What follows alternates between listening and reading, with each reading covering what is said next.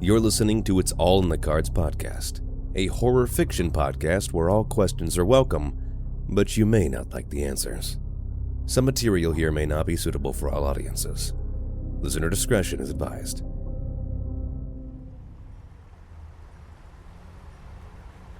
I should have done this years ago. The cold, crisp morning greets me with the smell of the dew clinging to the grass and the sound of the Arkansas River rushing by as I set up my tables and chairs and prepare my wares on the makeshift booth I've created. Rosie, the owner of the cafe next door, has graciously allowed me to take over her patio space until my shop is cleared. Technically, it was cleared this morning, but that was after I had already set everything up. So the patio it is. I should do this once a week. I make sure the sign saying shop temporarily removed with an arrow pointing to the patio is visible for everyone to see. Then I hang on the corner, watching just in case people try to open the door anyway. You'd be amazed at how many people don't bother to read even after they realize the door is locked. Hello, how can I help you today? I'm looking for the chest. The chest? Yeah, that's the name of the book. It's an anthology my cousin told me about. And you sure it's called The Chest? Well, chest is definitely in the title. There may be more words, though. Fun. Can you think of anything else that would be helpful? Is it a treasure chest, a freezer chest, a chest cavity? Well, I think the cover actually didn't have a chest on it. It was a lit-up store corner. Do you know anything about any of the stories in the collection? I think one's about a person who just wants to sleep, but some monster won't let them. Wait, isn't that one called The Mist? I think so. Then you're looking for The Archaic Chest by Christina Orley. That's it. Do you have it? I happen to have ordered some copies last week. They should be in tomorrow. If you want to leave me a contact, I can let you know the minute they're here. Or you can just come back and check in the afternoon. I'd be happy to give you my number. Does that mean I can also have yours? The store number's listed. No, I mean I'd like to take you out sometime. You look far too innocent. And I only go on dates when I'm hungry. Oh, I don't mind paying for a dinner. And I may look sweet, but I can be spicy. Oh, sweetie. They all say that, until they realize what my price is. I'll just call you when the book is in. Welcome to The Archaic Chest by Christina Orley, where the objects of your dreams quickly turn into the instruments of nightmares. From vengeful reflections, at-home clinical trials gone wrong, and quirky party guests, to urban legends with a twist, these 12 stories are sure to keep you guessing about what might be lurking in the shadows. In these short stories, you'll learn that the allure of old things might just be your demise. Brought to you by Sleepless Sanctuary Publishing. You can purchase the collection at Amazon.com. Link in the show notes.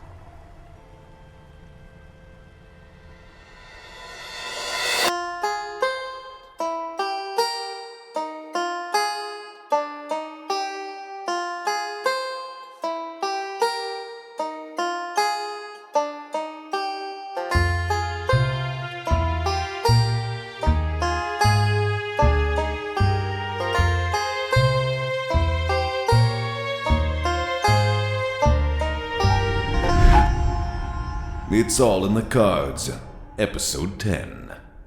The Man with Two Faces.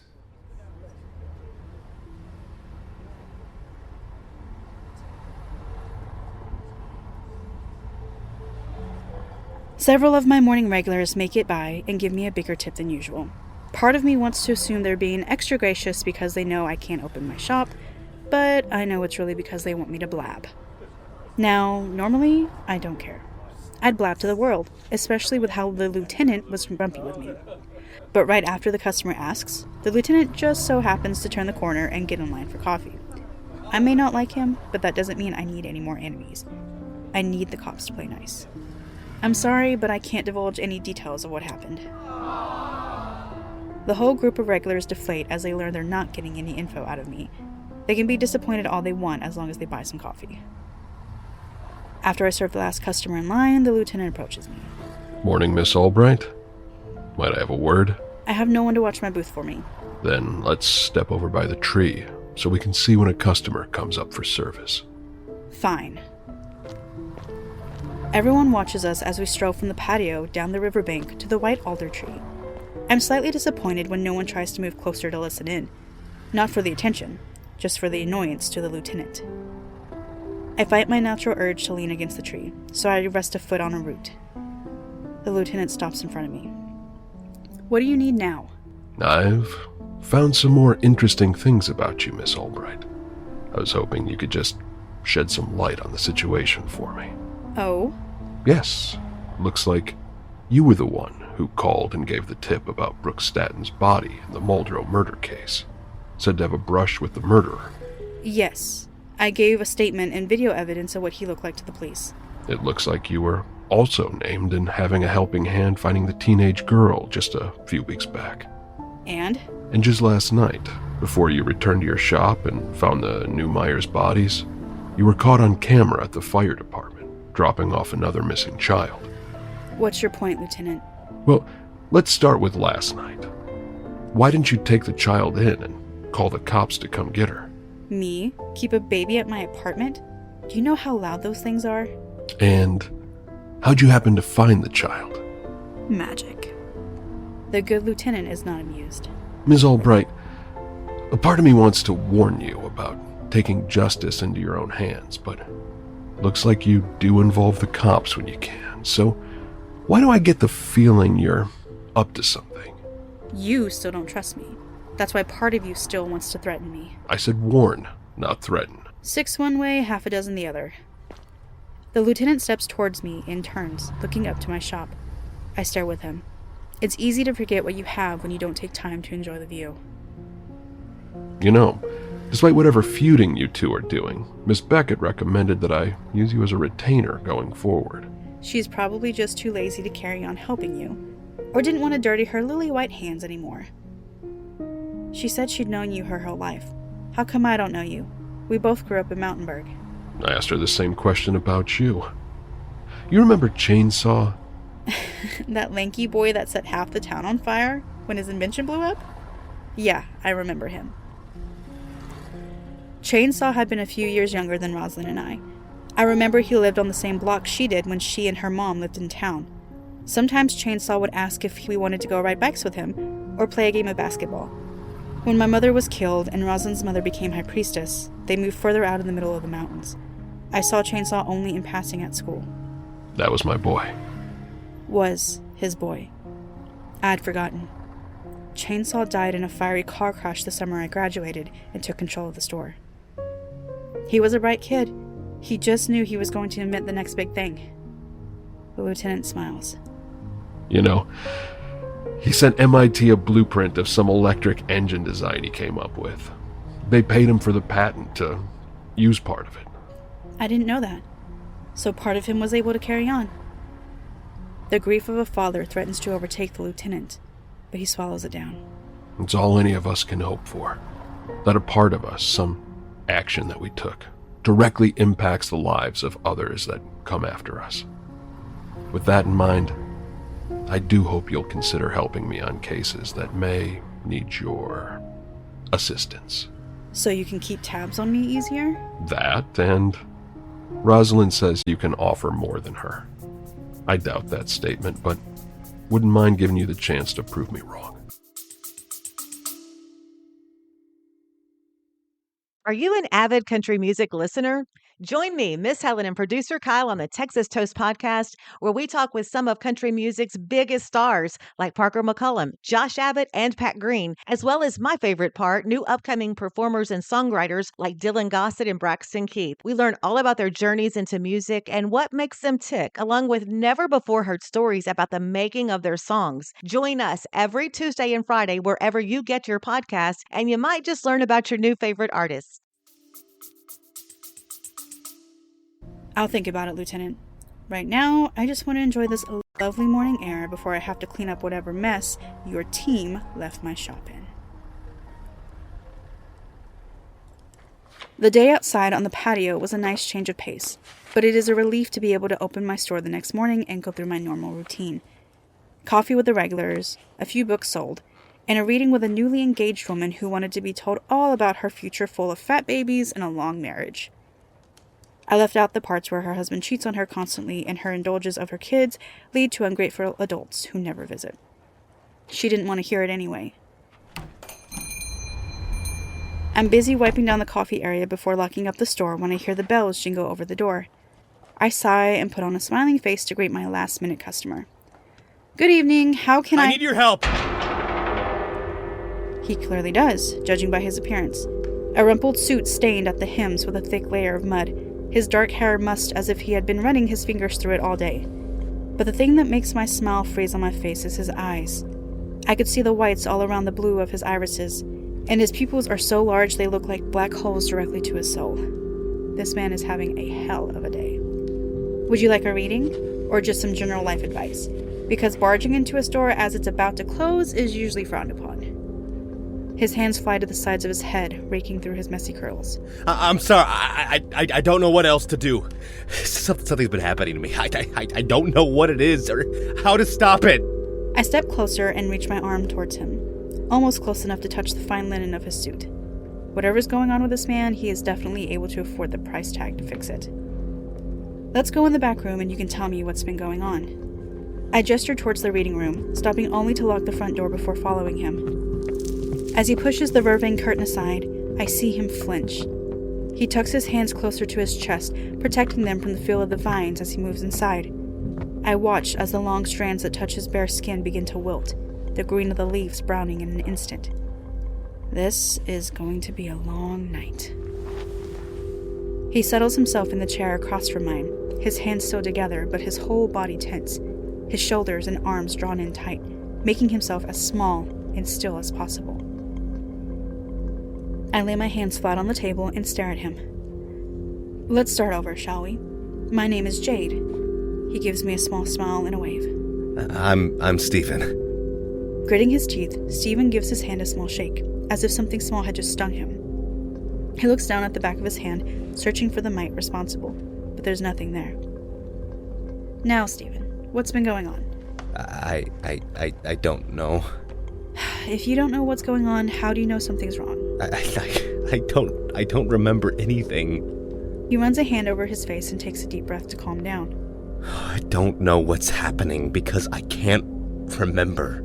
When did you first notice you were losing parts of your memory? About a month ago? Maybe 2. It's hard to keep track of. It all seemed so small at first. I'd wake up wearing jeans when I know I went to bed in pajamas, or have dirty shoes on beneath the sheets. I thought maybe I was like sleepwalking, you know? My sister used to do that as a lot of the kids, so it kind of made sense that I would do it too, but then it happened during the day. It was a regular work morning. I straightened my tie in the mirror by the door. My husband, Jonathan, came up behind me and kissed me on the cheek. His smile always helps me start my day off on the right foot. Tie still in my hands, I turned around to give him a better kiss before I headed off. I pulled my collar down and put my jacket on, thinking about our date night that evening. The thought had me leaving the house with a huge smile on my face, one that I saw reflected back at me as I reached for the car door to leave. But it wasn't the car door handle that I felt in my hand. It was my phone, vibrating as it rang. I wondered how it got in my hand, and as I answered, I looked up to get in my car, but it wasn't there. Neither's my driveway, my yard, my street, my house. I stood in a rolling field of tall grass. My heart raced as I stared and circled, looking for something, anything to give me an idea of where I was. I saw a barn and a house far off in the distance, but other than that, there was nothing. I hyperventilated as I brought the phone up to my face. Steve, are you there?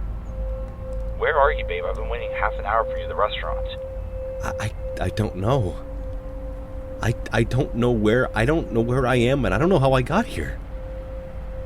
Honey, can you come get me? Stevie, what happened? What do you mean? Are you not at home? I saw your car in the yard when I drove by earlier on the way to the restaurant. I was walking to my car heading to work, and then I was here. Where is here, babe? You're scaring me. Yeah, I'm fucking scared myself, Johnny. Let's just let me send you my location so you can come get me. I used my location app to share where I was with him.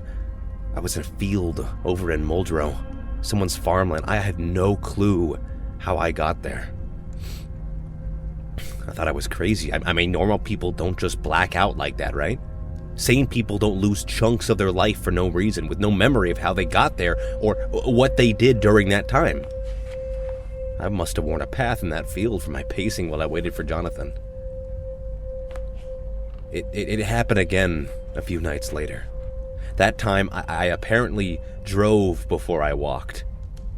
Took us a week to find my car, too. The police had towed it because it was parked illegally somewhere in Saline County.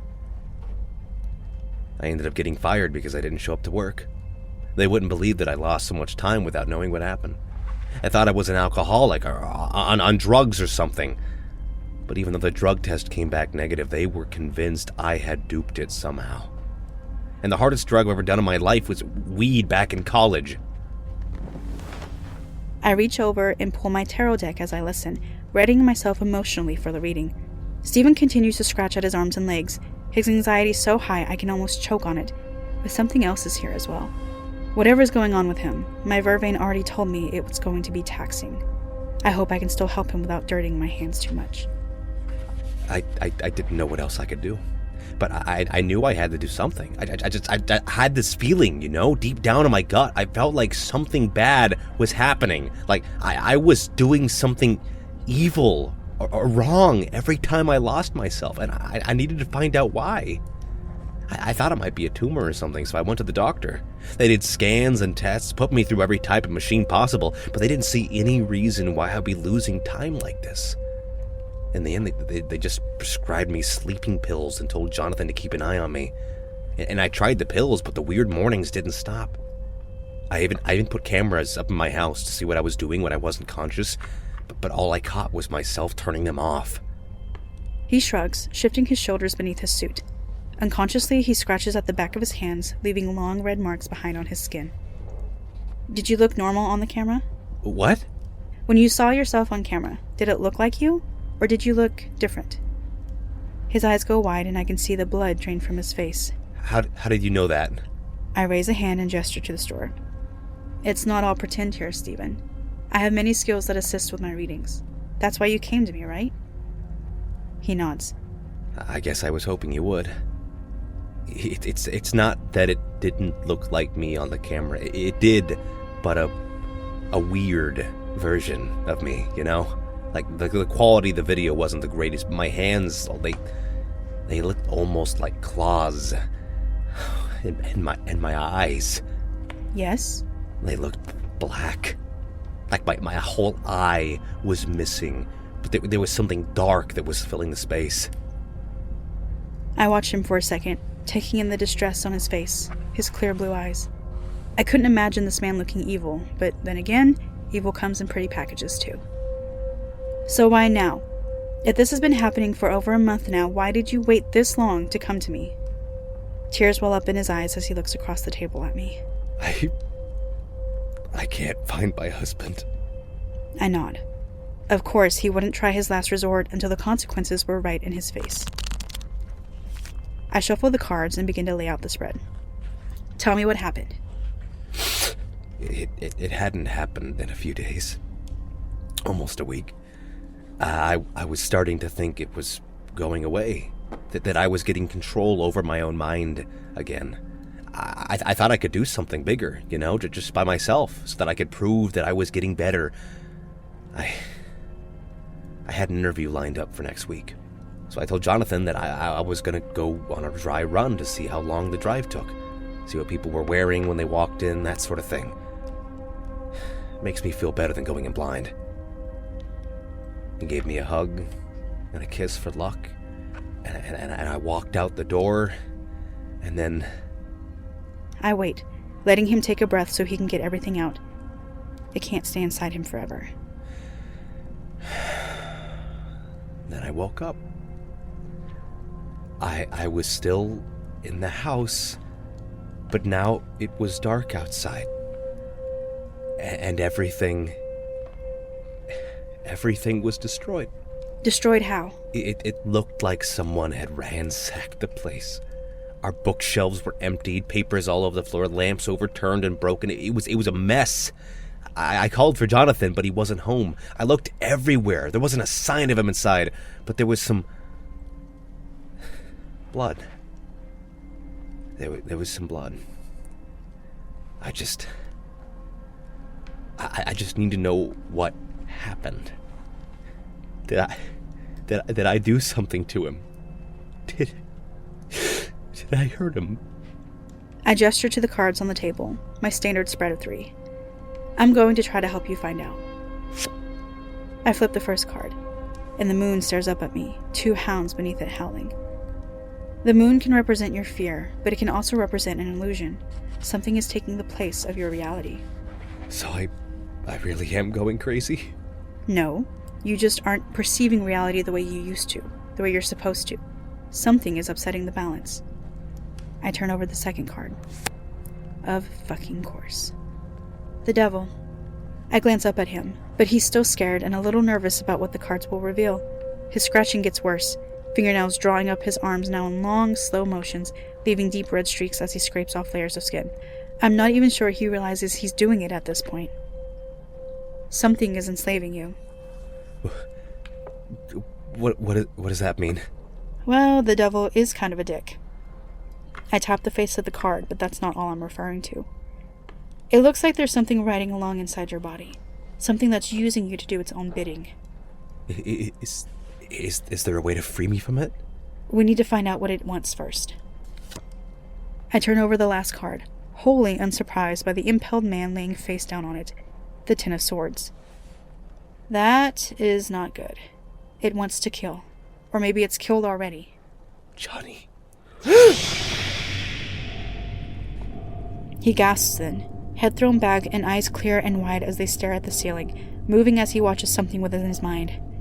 I place a gentle hand on his forearm and get thrusted into a memory. His memory. I stand in a mid-century home, complete with restored vintage furniture that probably costs more now than it did back then. Before me is a lanky blonde man, sprawled out on the couch and reading a book. The doorknob jiggles, making the man jump from his seat. He moves slowly to the door, cautious, but the shape he sees through the stained glass makes his shoulders slump in relief. Whatever it is, it keeps turning the doorknob, even as he tries to unlock it. Hey, relax. It's okay if you forgot. He gets the door open, smiling at the person on the other side, but that smile falls from his face as he takes them in. Stephen pushes through the doorway, smiling wide with black eyes staring Jonathan down. He reaches out both hands, fingers gnarled and clawed, and grasps for Jonathan's throat. He claws at Stephen's hands, trying to loosen them, but there's a strength in the man that he didn't have before. They blow through the room as they struggle, knocking picture frames off the walls and toppling lamps. Stephen grunts in effort as he tightens his grip on Jonathan's throat, cutting off the faint wheeze of air he was able to maintain. Jonathan slips on spilled paper, losing his footing and dropping to his knees. At the mercy of Stephen's hands still grasped around his throat, nails bared and digging into flesh. Stephen climbs on top of him, pushing Jonathan to the hardwood floor. The man struggles against him, face purpling with the effort. The lack of oxygen is already weakening his limbs, legs kicking futilely beneath Stephen. As he slows, Stephen's grin grows wider. Carefully, he loosens his hands, and Jonathan pulls in a raspy breath of air. One breath, and then another, and Jonathan opens his eyes to stare at the thing inside of his husband. He tries to smile, still confused, but was hoping it was all some kind of joke. That's when Stephen tightens his hands again, encircling Jonathan's throat and lifting his head from the floor. In one smooth motion, he slams it to the ground again and again, like a child playing with a doll. He continues long after Jonathan's gone, until finally Stephen slows and stops, chest heaving with the effort. Climbing to his feet, he throws the limp body over his shoulder and walks out the door as if nothing happened. Oh God, no! His voice brings me out of his mind, out of the memory the demon gave him back. I draw my hand back as I watch him crumble in his seat. He lifts his hands to his face, trying to cover the tears that have already spilled over. He wails, the sound heart-wrenching and sad, a cavern of loneliness echoing inside of him.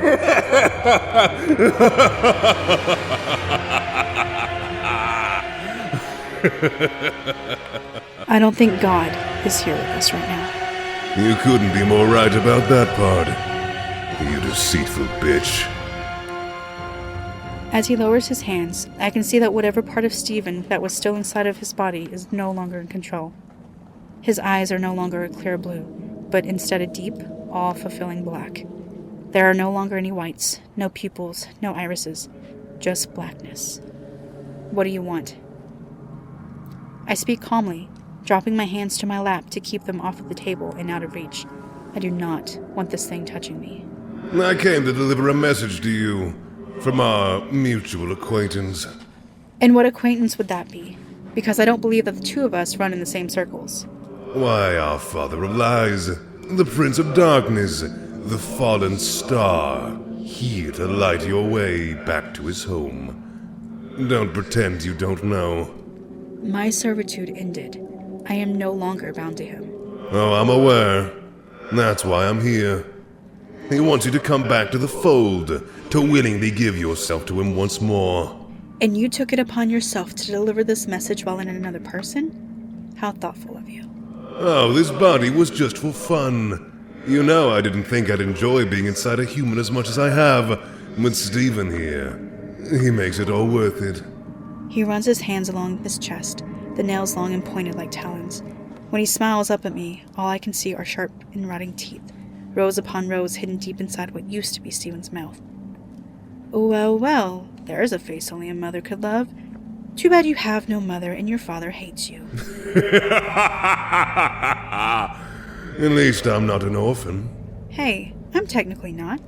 My dad's out there. Somewhere. You so sure about that? Sure as I am that you can't do shit to me. If I wanted to do something to you, I would have done it already. No, you wouldn't have. You let your host walk right into a ceiling circle. Your ass was mine as soon as you sat down. He leans forward and the first wave of bile and rotting flesh and shit hits me like an open garbage can of a black market mortuary. I swallow the initial gag reflex down and ignore it the best I can. He's not going to get to me. You think you're smooth enough to hide your magic from me? Nah, it still reeks of him. But this message could not wait. I had to step in. What force in hell or earth would make you wander willingly into a ceiling circle? I'm just a loyal messenger, Jade. He wants you back. He wanted me back the moment I left over a decade ago. What gives? I'm not one to question my master, but I have permission to bear you good tidings. He said you should see it as an invitation. Oh? And if I refuse to accept his gift? You won't want to do that, Jade. You see, it will solve that little serial murder problem you've been having. As it's been me that the Coven's been killing for. I lean closer over the table, ignoring the putrid stench now fully staining my reading room. Come again? You heard right. Those witches have been conjuring me, asking me to give them power. But they don't know that it's really all for you. You do know that I could eat you and end you right here, right now. I do. You'd kill the man I'm inhabiting, but something tells me that doesn't bother you too much. But you know who it will be next if you don't respond the way he wants. I'll take my chances. But instead of making a meal out of you, we could strike a bargain. Oh? I won't eat you. And in return, I take you to the Coven and you help me identify the witches that have been killing for power. You think you can cast a circle great enough to hold me for that long? I lean back and slide my hand beneath the table. Who said anything about a circle?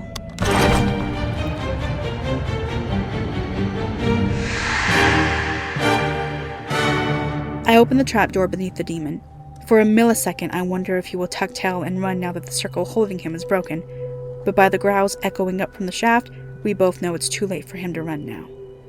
I push my power and intent down into the pit. Don't kill him, Mr. Giggles. You named this thing Mr. Giggles? Doesn't he look like a Mr. Giggles? I assume he's to be my escort. He can either escort you or eat you. Your choice. I'll take the escort. Mr. Giggles, take him home. I don't wait to see if Mr. Giggles obeys. I know he will. Mr. Giggles is my unnamed terror. Took me forever to decide on a name, but with that big toothy grin of his, no other name is fitting. I'm sure plenty of people will disagree when they also see his scaly webbed claws and feet and swift heavy tail, but they just don't know him like I do.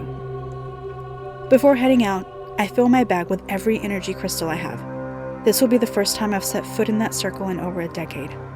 All my fear and rage from the night my mother died sweeps over me. I can use its power, but I can't let it overwhelm me right now. I need to be clear-headed.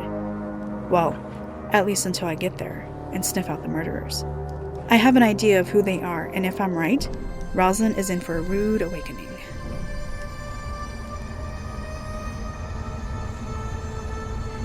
I grab my cloak hanging in the corner of the reading room and head out the door.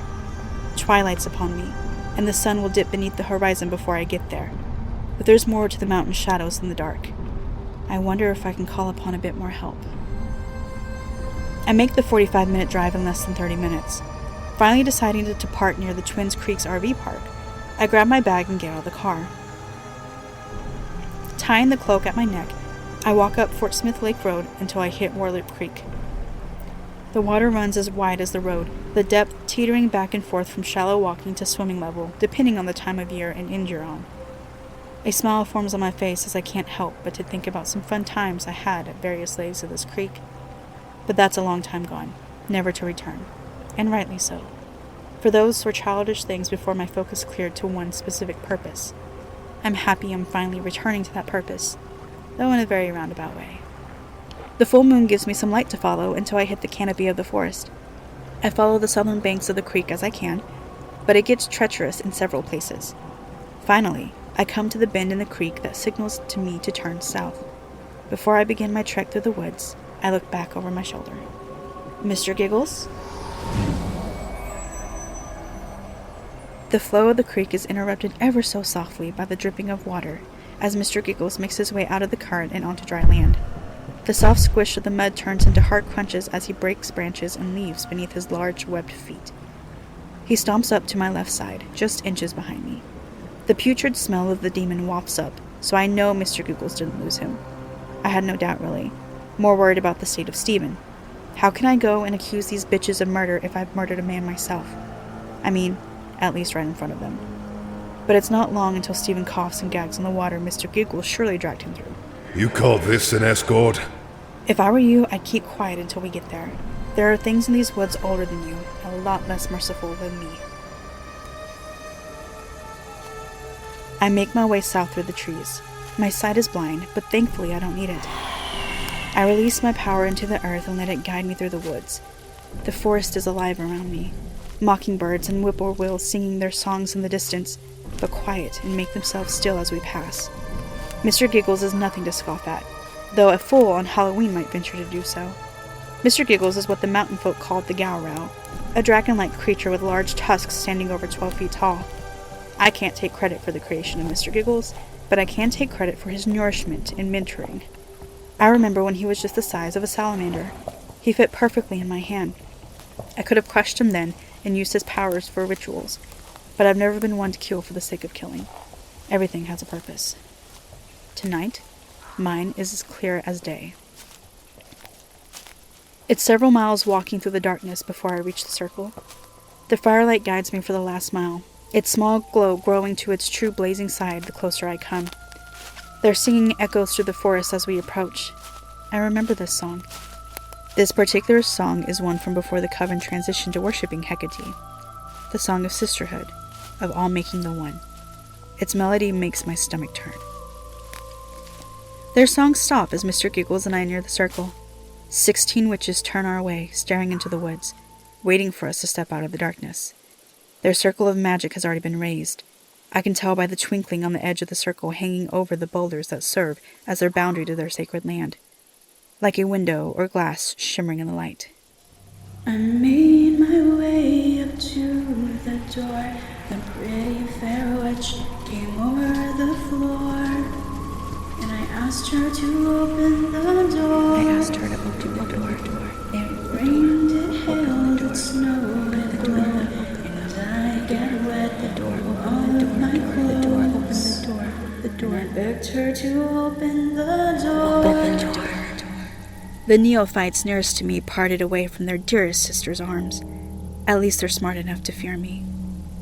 I finish my song as the firelight kisses my face. Only a handful of witches visibly relax when they see it's me, and more than half tense all the more. I can taste their fear from here, but the circle has already been called upon. The thrum of their combined magic vibrates in the air around them, almost as heavy as electricity. Rosalind steps to the center of the circle. Sisters, do not fear her. She is here on my invitation, though never without her theatrics. As you have already closed your circle, I ask that you open and permit me in. Margot steps forward from her spot in the rim of the circle, anger and fear apparent on her face.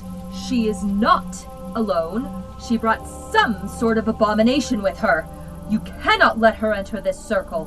Rachel steps forward as well. She is not a threat. She is a welcomed guest of the Sisters of Hecate, and we should treat her as such. She is allowed one guest to escort her if need be. That thing is a monster! You will both stop your prattling. The two step back into the rim of the circle. Rosalind slowly, gracefully strodes to the edge of their circle less than 2 feet from me. The firelight casts her white lace dress in an orange glow, the aroma from her crown of honeysuckle sickly sweet, and a welcome contrast from the putrid stench of the man beside me. Rosalind leers up at Mr. Giggles and smiles. You really kept that thing alive, huh? Alive and thriving. He's carrying a witness that you would be interested in hearing from. She stares at me for several seconds, and I stare right back, giving nothing away. There's a piece of me that Roz will always be able to read, but thankfully, it's a piece that's not that deep. She pulls an athame out from her dress. Holy shit, her dress has pockets? Just don't be stupid tonight, Jade. Jade Albright, it is better that you should rush upon this blade than enter the circle with fear or rage in your heart. How do you enter? Her addition to the traditional pledge does not escape me. She doesn't trust me not to be stupid. With broken love and broken trust. Jade, come on. Rachel speaks from my left, leaning over one of her sisters to look at me and nag me like the motherly figure she is. Sometimes I think she's worse than Rosalind. I pledge to enter with good tidings and only ripples of anger, for anger is appropriate to your coven tonight. See? She means us harm. Quiet. Rosalind methodically raises the athame between us, breaking the circle to allow me in, but not without payment first. She raises her free hand. I must insist.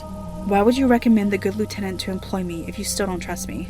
Because it would be good for you. And I would be a foolish high priestess to ask anything less for you to enter our circle. And I must insist your pet stay out, though your witness may enter. Fair. I put my hand in hers. She presses the tip of the athame into my index finger until she draws blood. Making sure a good smear of crimson rests on the blade, she pulls away.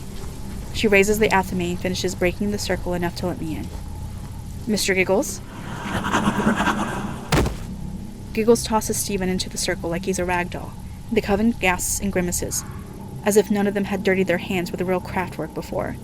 The man dusts himself off and stands. Where am I? Why am I here? That's enough hiding. Come out and let's get this over with. Stephen winces and cries out in pain. The sound of cracking bones and cartilage rings out into the night as the demon, once more, takes over my customer. Once settled back in control, he smiles around at the coven. My. Look what we have here. You let a demon into our circle? How could you do this? You've endangered us all. Destroy it! Destroy it now! 3 witches moved to do as someone shouted. A billow of smoke and a flash of light crossed the circle and attacked the demon. I raised my hand and redirected, pulling it toward myself and swallowing it down. Stifling a cough into just clearing my throat, I step forward. The smoked witch turns out to be Margot, though I don't recognize the other elemental witch. You do realize that attacking a guest is grounds for dismissal at the very least. What gives you the gall to speak to us like you're a sister when you bring evil to our door? If you're so weak that one demon can take you down, then you don't deserve to stand in the circle. Quiet. Jade's right. So thank the goddess I don't dismiss the 3 of you right now. The only thing saving your asses is that I want the whole coven here for this. This witness is needed because we have been betrayed by our own sisters. I scan the crowd of shadowy faces to see a flinch, a blink, something that may give away the murderers. Several remain hooded, so I can't make out who everyone is, though some of them looked familiar. I unlock my first layer of magic, getting a better sense of the energy in the circle. Half are worried and half are shielding so hard I can't tell. If there are that many murderers, Rosalind is less like than I thought. As bossy as she's been, it kind of makes sense though. We are listening, Jade. I step to the center of the circle in front of the fire beside Stephen. Play nice or be eaten. I know the drill. I turn circles as I talk, making sure I come into eye contact with each coven member as I do. If I'm lucky, the murderer's gaze will betray them. Yes, this man is possessed by a demon. I could have exorcised and destroyed the demon, but he begged to be spared and struck a bargain instead. The ritualistic murders happening in Fort Smith are being done to summon him, to give the summoners his power. These summoners are in your presence tonight. I have brought him here to identify them. The fire crackles as I speak. All of the sisters look equally distraught by this information. If I was the murderers, I'd be scared shitless right now too. The coven is well within the bounds to banish and turn the betrayers into the authorities, or to seek swift justice by the hand of the high priestess in the name of their goddess. I keep my guard up, waiting for one of them to run. They have no idea what waits for them if they break the circle and dart into the woods. Give us the name, and our bargain will be complete. Let me out of this circle first. You know that's not happening. Why should I give a name freely in a circle I cannot escape without help? So help me, pest, I will eat you where you stand. And if you somehow try to flee, Mr. Giggles will have you instead. These witches will try to destroy me anyway. Oh, calm down. They'll only exorcise you, if they can even do that. Now show us before I change my mind and break the bargain before you uphold your end. He looks at me and slowly lifts both hands until he stretches out like Jesus on a cross. What the hell are you doing? Grandstanding. What's it look like? How does this help identify the murderers? Oh, just give it a minute. And keep an eye out. They'll reveal themselves. His power thrums through the air, thick and powdery to the point I cough on it. Rosalind clears her throat, also sensing it, but the other witches just get twitchy. As I turn to scan the circle, though, I notice 2 of them are not twitchy at all. 2 of them are still as statues. And it's none other than Margot and Alexis. They're strong, I'll give them that. But too strong for their own good. Whatever he's doing to them, they're trying to hide it, not react. Their blank faces single them out. Margot? Sweat glistens on Margot's cheek as she collapses to her knee in a bow. Yes, High Priestess? Rosalind's demeanor changes as she closes the distance between her and Margot. She lifts the suffering witch's chin. I've known ever since we visited Jade's bookstore. Did you know that? Margot says nothing, but she begins to shake ever so slightly from the tension of keeping it in. Please, Roz, make him stop. Stop what? What are you feeling? But it's Alexis that finally gives in. Hyperventilating, she falls to her knees and tears her robe off. Beneath it, all she has on is a white tank top and flowing skirt. But even in the firelight, we can see the raw, red, open blisters forming on her arms. She screams. Margot joins her. But Rosalind does nothing to stop their suffering. I thought she might plead with me or the demon, but she doesn't. Maybe Rosalind grew a backbone while I was away. Being High Priestess may suit her after all. These 2 sisters have broken trust and faith by going against our path to worship Hecate. We have done what the crone wishes. We have followed the darker path to embrace who we truly are. We accept our flaws, our selfishness, our struggles, not give in to them. We accept all that we are to be the best of ourselves. The truth of yourselves is evident now. Killing in the name of power, poisoning our collective magic. We stand for virtue, honor, and integrity. It is through our charity and devotion that she deems us worthy to work with. Goddess, no wonder we haven't felt her blessing in months. Your guidance is half pledged. Your indecision and inaction to address our concerns led us to this path. It was our choice to walk it, but you showed it to us. Rosalind says nothing to that. I'm not sure if she's done listening to their whining or if she believes they're right and truly has no response. She turns her back on them and addresses the rest of the coven. To banish these betrayers, I must have your voice, sisters. Do we merely turn them into the cops? Or do we use the authority granted to us by the mother to cut ties? I am not going to prison! Margot makes a break for it. I'm not close enough to stop her, and I didn't think Rosalind was stupid enough to turn her back to her and give Margot the chance. But just as Margot broke the barrier, she falls backwards and is dragged away into the darkness, screaming as if attacked. Mr. Giggle stands where I left him. Who, or what, just dragged her into the woods? Margot continues to scream a few seconds longer and then stops, but her breath is heavy as she cries. Someone help me! No one moves as she continues to wail for help. They probably think it's a trick. that whatever is out there is mimicking Margot. I know better, but I keep the knowledge to myself. I kneel in front of Alexis, who has quieted her screams to grunts of pain, but I speak loud enough for the whole coven to hear. You know the horribly wonderful thing about the Ozark Howlers? They understand revenge and torture. A howler can tear you limb from limb in seconds, but on the brink of death, they will stop and lick your wounds to help you heal, to keep you alive, just so they can tear you apart over and over. Howlers are wonderfully patient and even more loyal. I'm assuming the one you ensnared with your smoke magic, you know, the one I freed, made it back to his pack and made a point to find you. So the only way you're making it out of these woods alive and in one piece is to come quietly. What about Margot? The cops only need one perpetrator. That can be you or her. The howlers start on Margot again, her screams even more pitiful now that she's realizing her fate. I stare into Alexis's eyes, letting my answer sink in with her screams. You're going to let those beasts kill Margot! What will the mother think? Our divine mother has seen fit to bless us with her hounds and strike justice on her own. Wouldn't you say, sisters? 2 coven members step forth and remove their hoods. One of them is Maureen, Rosalind's mother. Cut the cord, break the bond. Cut the cord, break the bond. Cut the cord, the break in the break circle the from bond. Margot fleeing grows wider. The firelight catches the pupils of the howlers that have turned their attention to Alexis. Several pairs of orange glowing eyes peering at us from the darkness. Break the bond. The coven collectively gasps at the sight. Their fear drifts through the air, and I can't help but to breathe it in and bask. Mr. Giggles, please escort Alexis here to the cops. If she tries to escape, kill her.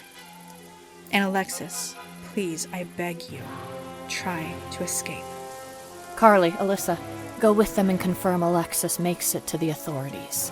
I identify Carly and Alyssa from the sheer panic on their faces. Geez, you show up with 2 different types of cryptids and no one feels safe. Mr. Giggles, these 2 young ladies will help you. Do not harm them. Mr. Giggle gives me his grunt of compliance. I feed him some of that fearful energy as a treat. I give you my word. Mr. Giggles is focused on keeping his prey in his hands. He will not harm you, and, as long as you trust that, he will ignore your fear. Alyssa nods, but Carly is still uncertain. Both witches still do as told. Good to know they are not of the faction against Roz. Now to figure out how many are. Rosalind grabs Alexis and hauls her up. As soon as Rosalind shoves her out of the circle, Mr. Giggles heaves her up into his arms. Carly and Alyssa follow behind. Mr. Giggles leaving without me was not the plan, but I think I can still do this without him. I did not realize how divided this coven was and how much it crippled them. A scurrying in the trees alerts me to some of the howlers breaking off from torturing Margot to growl and nip at Alexis, dangling from Mr. Giggles' arms. She cries out and wriggles in his grip, but Mr. Giggles holds her tightly. I didn't expressly forbid Giggles from letting the howlers hurt her on the way, so I wondered how much he'll allow. Johnny! Please! Rosalind! Don't leave me to these beasts! I turn to look at Rosalind. Her face is blank in the firelight as Margot calls to her. It breaks something in Rosalind to leave Margot to her fate, and for a moment I think her resolve will shatter, but she shakes it off. Our circle has been tainted with the blood stains on our hands. We must do what we can to help atone for our egregious oversight.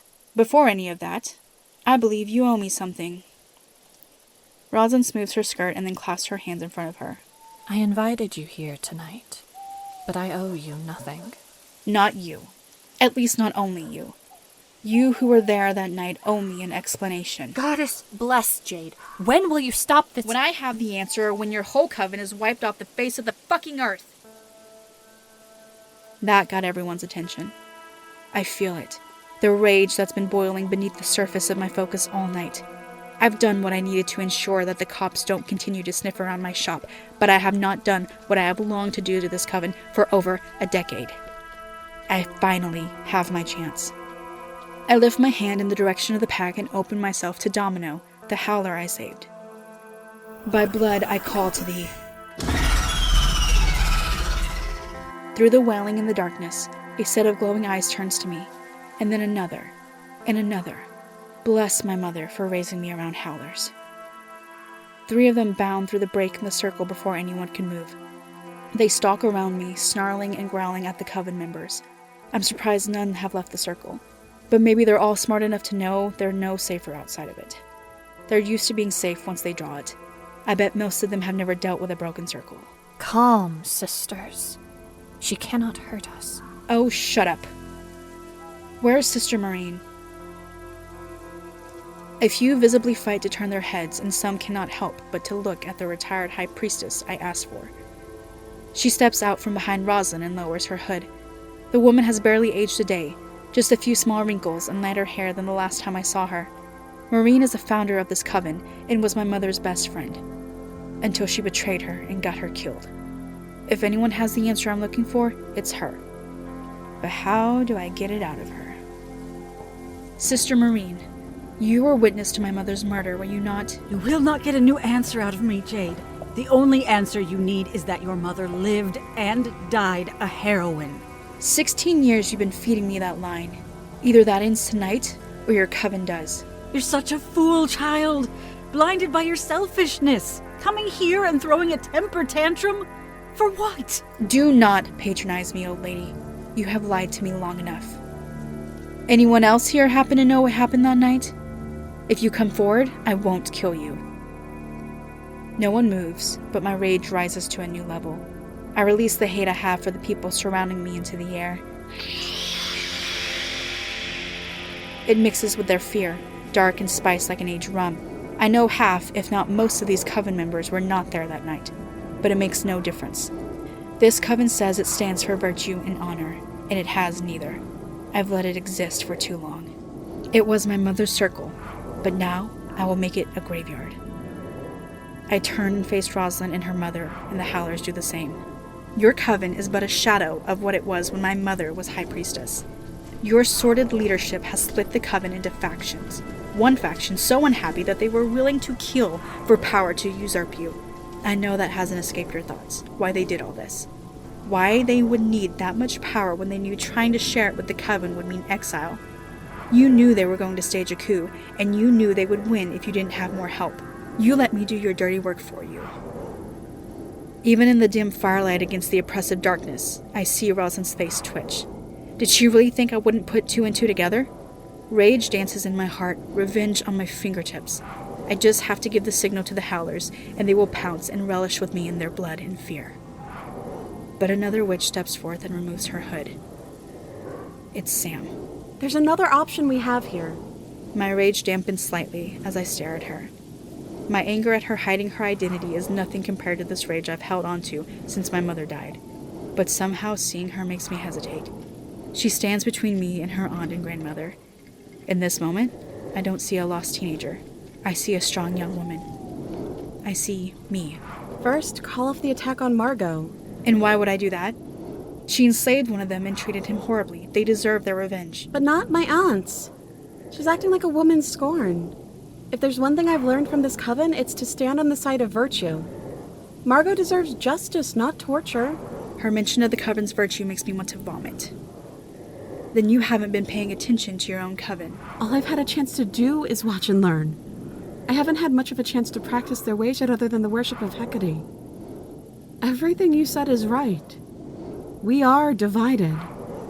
I think we were divided before my aunt ever became High Priestess. I can't say anything before that, but I can say I know the answer to your question. Stop them from killing Margot and we can arrange a deal.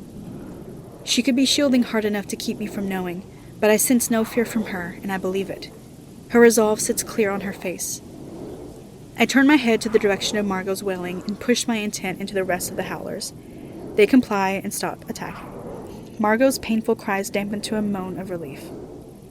They will not harm those who step out of the circle, but I suggest you only send 2 after Margot. Michelle, Nevaeh. 2 hooded witches don't hesitate to fetch their sister. I wonder if that's from devotion to Rosalind or devotion to Margot, but I shake the thought away. I want to know what Sam has to say. Did Rosalind or your granny actually tell you what happened that night? Or are you bluffing to save your sisters? Do you want to take that chance? Fine. I'll play your game. What do you want in return? I'm sure something else other than Margot is at play. Sam begins to pace around the campfire just like I did. According to the bylaws of the Sisters of Hecate, a removal of High Priestess may be brought to the Coven as long as the members are present and there is dire need for removal. I'd say having to banish sisters for such horrible misdoings that was directly tied to the High Priestess ignoring their concerns deems such a removal. Samantha, what are you doing? I'm surprised this question comes from Erin instead of Rosalind. Rosalind just stares daggers at Sam. I pushed my intent into the 3 howlers around me to relax, and all 3 lay down. I stepped past Domino and closer to Sam. Does she really think a change in leadership is what I want? What, for her grandmother to take the title back? Or herself? She stops and turns to me. The glimmer in her eye catches the firelight and tells me she's about to fuck with me. She smiles as she does it too. I hereby call for a removal of the High Priestess Rosalind and nominate Jade Albright to be our next High Priestess.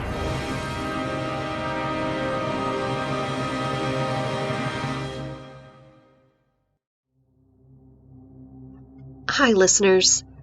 Wow, what an episode. Has this been Sam's plan all along? And how long has she known all of this? Plus, Jade as the High Priestess? That's everything she doesn't want. But what other choice does she have after everything? I don't know what Jade's next move is, but I am very excited to see what the next season holds for us listeners. This episode of It's All in the Cards podcast was written by Ashley McAnelly. Theme music for this episode was composed by ThaArsonist and produced by Scott Thomas, featuring the voice talents of Ashley McAnelly, Scott Thomas, Jessica McEvoy, Nate DuFort, Kiana Harris, Nicole Aronis, Davis Walden, Nicole Goodnight, Erin Lillis, Fern Maye, CJ Listro, Braeden Wilson, and Morgan Wilson. We would like to give a shout out to our newest Patreon subscribers, Jamie Love, Edwin D., Casey Tack, Judson Terry, Chelsea Carroll, Greg W., and Ursula Person. If you too would like to support the show, you can join our Patreon and get ad-free episodes, early access, and exclusive bonus content, including our spin-off series, The Deck of the Eternals, a Patreon exclusive to our Celtic Crossbred subscribers, premiering in April. To find out more about our podcast, please visit us at www.it'sallinthecardspodcast.com and be sure to check us out on Facebook at It's All in the Cards Podcast and Twitter at It's All in the Card. Links in the show notes. It's All in the Cards podcast may not be suitable for all listeners. Discretion is advised.